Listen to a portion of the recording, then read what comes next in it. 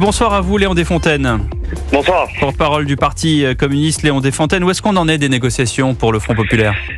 Eh bien écoutez, ça avance bien, même très bien. On devrait arriver à une signature de l'ensemble des forces en présence en temps et en heure. En temps et en heure, ça veut dire quand ? C'est-à-dire avant demain midi. Et pourquoi avant demain midi ? Parce que ça urge, comme on dit communément ? Parce qu'il faut les dépôts de candidature, il faut imprimer les bulletins de vote, les professions de foi, les affiches. Et étant donné que le président nous a laissé peu de délai, il faut qu'on aille vite. Vous lui en voulez au président que ce soit aussi court ? Bon, en même temps, il n'aurait pas pu en être autrement s'il voulait dissoudre l'Assemblée nationale après les résultats aux européennes, parce qu'on n'aurait potentiellement pas pu reporter ces élections au milieu de l'été. En revanche, nous on est prêts, déterminés, et ça a obligé toute la gauche à se rassembler rapidement, donc c'est pas plus mal. Il y a eu des points d'accord, il y a eu des points de désaccord, Léon Desfontaines. Le cas Quatennens pose problème, ainsi que Elisa Martin, qui ont été imposés par la France Insoumise. Quelle est la position du Parti communiste sur ces deux cas ? Écoutez, en effet, ça peut poser problème.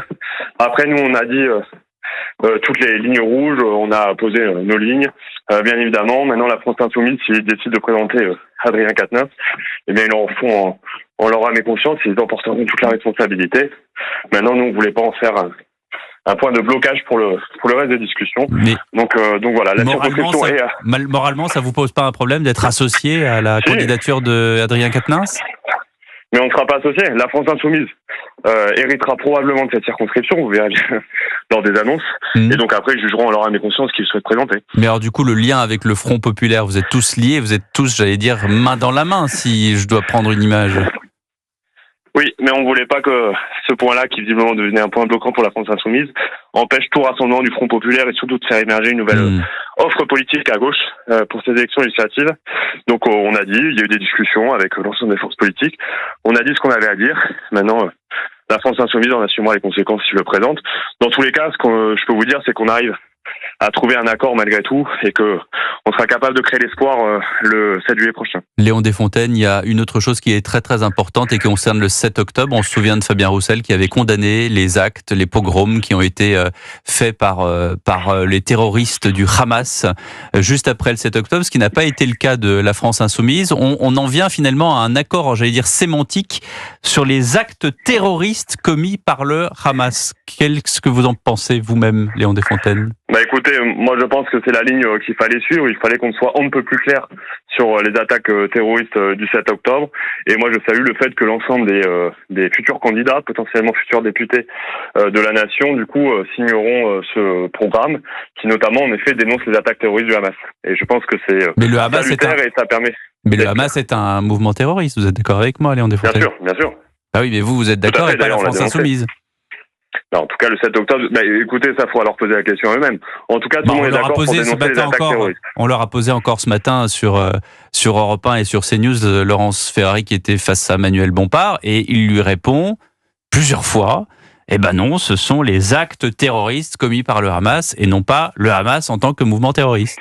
Écoutez, évidemment, c'est la France Insoumise qui pose des débats sémantiques, en tout cas, à dénoncer. Sur plusieurs points, quand même, on avance petit à petit, pardonnez-moi, et pardonnez-moi pour ce questionnaire un peu façon commissariat avec la lampe dans la figure, mais vous voyez bien qu'il y a quand même pas mal de points d'achoppement sur lesquels vous n'êtes pas d'accord avec LFI.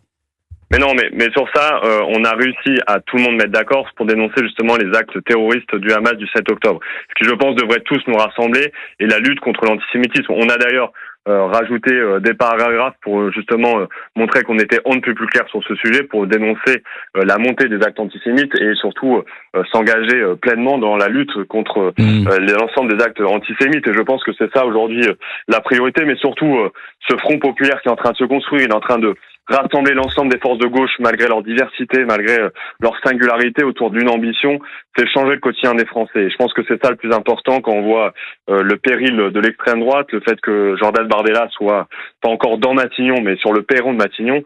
Eh bien oui, il y a nécessité de se rassembler avec des positions claires. Vous allez participer aux manifestations anti-RN, Léon Desfontaines ? Moi, je serais surtout en campagne. À ce moment-là, certaines fois, ces campagnes peuvent prendre la forme de manifestations en fonction des territoires. En l'occurrence, moi, je viens d'un département, la Somme, d'une ville, Amiens. Il y aura des manifestations, bien évidemment, mais moi, je serai surtout en porte-à-porte samedi sur les marchés, notamment dans la circonscription de François Ruffin, pour le faire élire député. Est-ce que si on propose un ministère à Fabien Roussel dans cette future coalition, est-ce qu'il le prend ? Lequel? Je sais pas. Non mais bien sûr, bien sûr. L'idée c'est de construire une équipe et on est en train de construire une équipe. Tous celles et ceux qui étaient dans les négociations là sur la construction du Front populaire auront bien évidemment leur place dans ce gouvernement et je pense que c'est ça aussi la force du Front populaire, c'est qu'elle ne repose pas autour de l'hégémonie d'une personne, mais bien de la construction d'un collectif qui sera capable de gouverner et de mettre en place des grands chantiers pour le pouvoir d'achat des Français avec comme mesure phare, 2 mesures phares. La première, l'indexation des salaires sur l'inflation pour permettre enfin d'augmenter l'ensemble des salaires en France et deuxièmement l'abrogation de la réforme des retraites. Et d'ailleurs ces 2 mesures, nous serons la seule force politique à les proposer dans ces élections législatives étant donné que le Rassemblement national et Renaissance ne le proposent pas. Merci Léon Desfontaines, bonne campagne et surtout revenez nous voir à Europe 1.